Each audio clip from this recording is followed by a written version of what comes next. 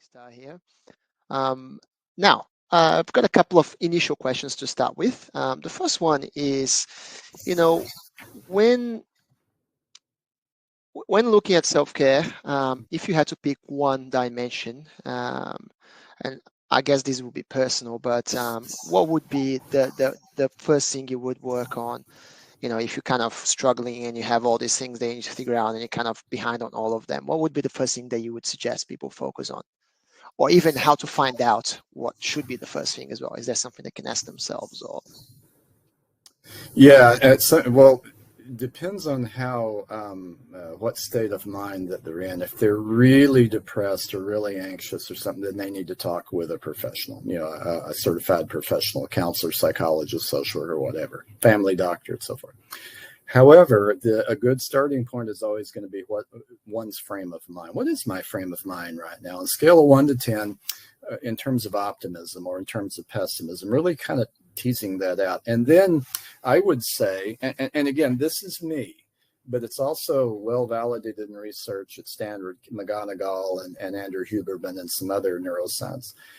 When you get up and start moving, you feel better. And you don't have to get on a bike and ride 100 miles. You don't have to run a marathon. Just start moving. Move for 25 minutes, walking and because they find that as people do that, that negativity edge starts to come off and people start to think a little more rationally because they're more hopeful.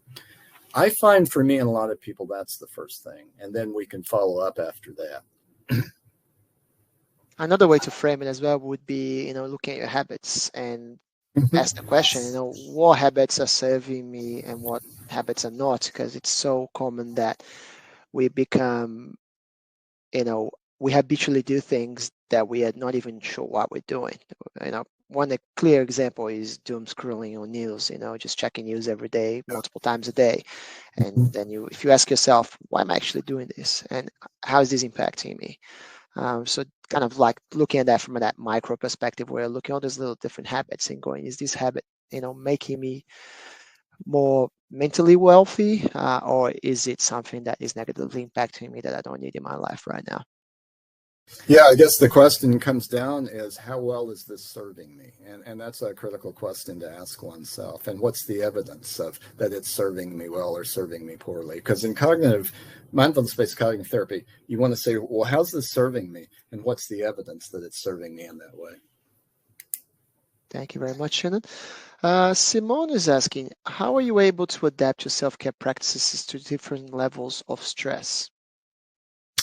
Yeah, you have to. And I think, for me, and I, like everybody else, I've been under great deals of stress at times in my life due to my work or what was going on in my life, those existential things. I work my regular self-care plan, those 5 that I had up, and that's generally enough. If it's not enough, that's when I need to go talk to a professional. And I have done that many times. I have gone for therapy many times in my life. I am not ashamed of that. I don't want anybody else to be. And as a professional therapist, that would be terribly hypocritical. But there are too many professional therapists, too many medical and others who don't follow their own advice. So build a self-care plan and see how well that serves you. And if it's something like those 5 dimensions or something else and it works, that's great. But if it gets to where it doesn't and you find yourself slipping, go talk to a professional. Absolutely. It has to be a proactive thing, doesn't it? I mean, you can think about it as an analogy. If you're, traveling overseas to a country, you don't just buy your tickets and then just go, right? You sit down and think, okay, how's this going to work? How's this going to work out? And I guess it's similar when you're thinking about self-care. You just don't react to self-care. It's something that you proactively plan and you actually make it a part of your life as opposed to just thinking about it when you are feeling overstressed. So it has to be forefront in everything you do. But I'm probably preaching to the converted here.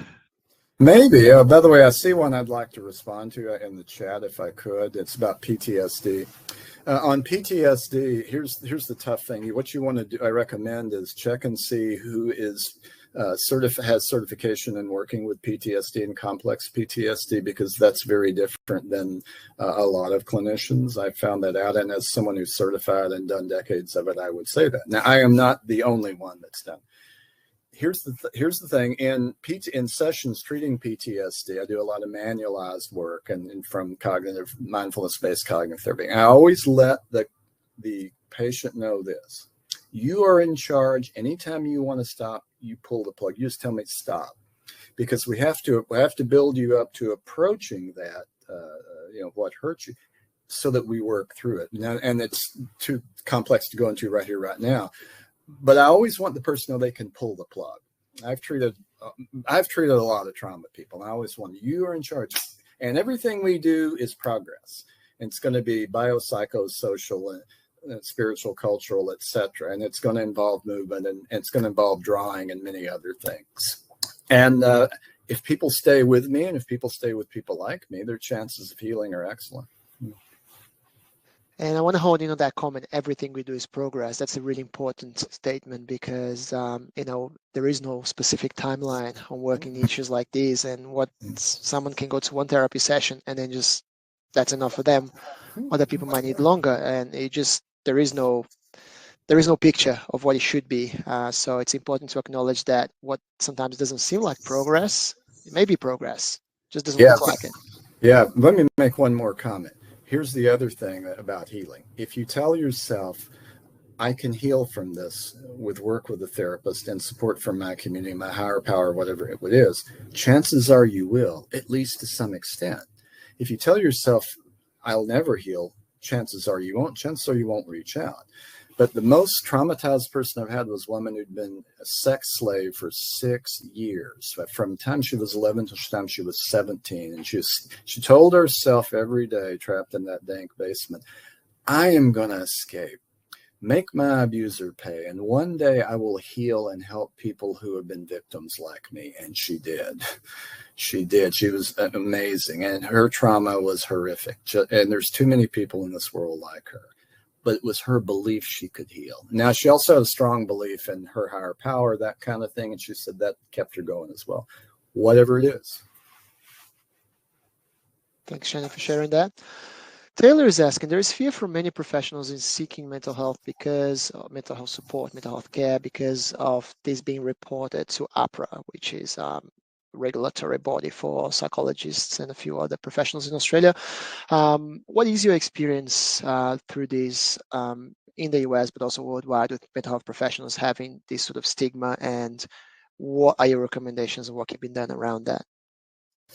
Well, I think education and it's an ongoing thing. It doesn't ever stop. Part of the education is I was talking with Pedro before, and we were talking about this guy named Tim Ferriss podcast. He was talking, with a couple of people that we were mentioning who were on it. Tim Ferriss is a well-known author and podcaster, and he's been suicidal at times, and he has talked about how therapy has helped him. So part of it is people coming out and erasing that stigma and coming out in a sense about their therapy. I got to tell you, I am here today because initially when I was in university, a really good counselor helped me get through and helped me walk that dark valley.